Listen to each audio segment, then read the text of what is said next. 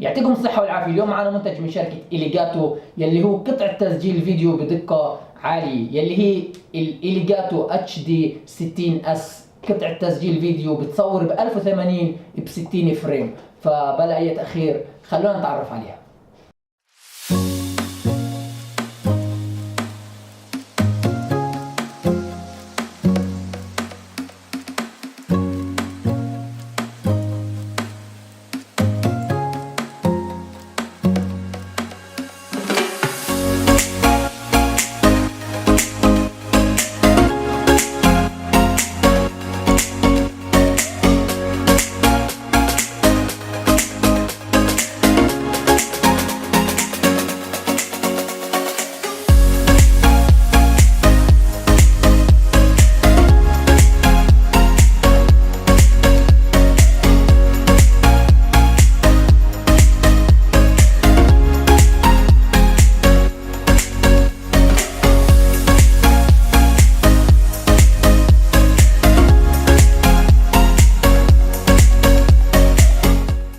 بعد ما نفتح الصندوق عندنا قطعة فيها منفذ HDMI out و HDMI in ومنفذ USB ومنفذ للسماعات، وبيجي معنا كابل HDMI وكابل USB. القطعة هون حجمها كثير صغير، يعني مش راح نتغلب فيها إذا احتجنا حملها معنا. من الجهة السفلية ممكن نلاحظ إنها مصنوعة من طبقة جلد ناعمة، الإشي اللي بيساعد بثباتها على المكتب. القطعة هون بتصور لنا مقاطع من الاكس بوكس 1 او البلاي ستيشن 4 او اي جهاز ثاني ونقلها لللابتوب او الحاسوب الشخصي، وبالامكان ايضا استعمالها للبث المباشر بحيث انها بتصور لنا بدقة 1080 بكسل بمعدل 60 فريم. بس قبل تثبيت القطعة لازم نضمن وجود متطلبات معينة بجهازنا لحتى نقدر نشغلها. 1 ويندوز 10، 2 معالج من الجيل الرابع، 3 كرت شاشة GTX 600، 4 USB 3. أول خطوة لتشغيل القطعة هو راح نحمل برنامج التشغيل من الموقع الرسمي يلي راح تلاقوا الرابط بالوصف تحت. من أهم مميزات هالبرنامج إنه عند تشغيله بخصص لك احتياجات التسجيل والبث حسب رغبتك، بحيث إنه قائمة الإعدادات هنا بتشمل ملفات منفصلة للإكس بوكس 1، للبلاي ستيشن 4 أو للبي سي وما إلى ذلك. وأيضا بتوفر لك اختيارات دقة التسجيل ونسبة الإطارات وخيارات الصورة والصوت. ومن لوحة التحكم الرئيسية تقدر تتحكم بحجم الصوت للعبة ومعدل بيتات البث، وأيضا تفعيل التعليق المباشر أو أخذ صورة، وحتى وضع العنوان ووصفه.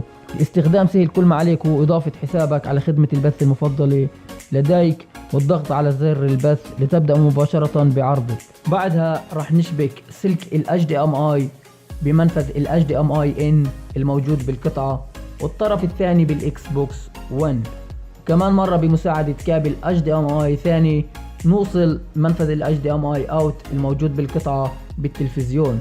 بعدها راح نشبك كابل ال USB بمنفذ ال USB بالقطعة، والطرف الثاني راح نشبكه بحاسوبنا.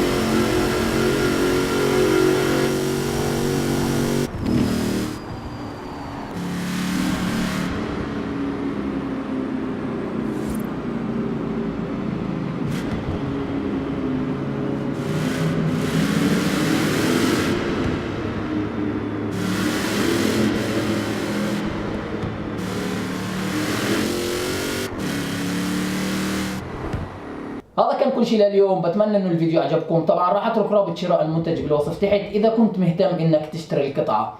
فشكرا لكم على المتابعة واستنونا بالفيديو الجاي. سلام.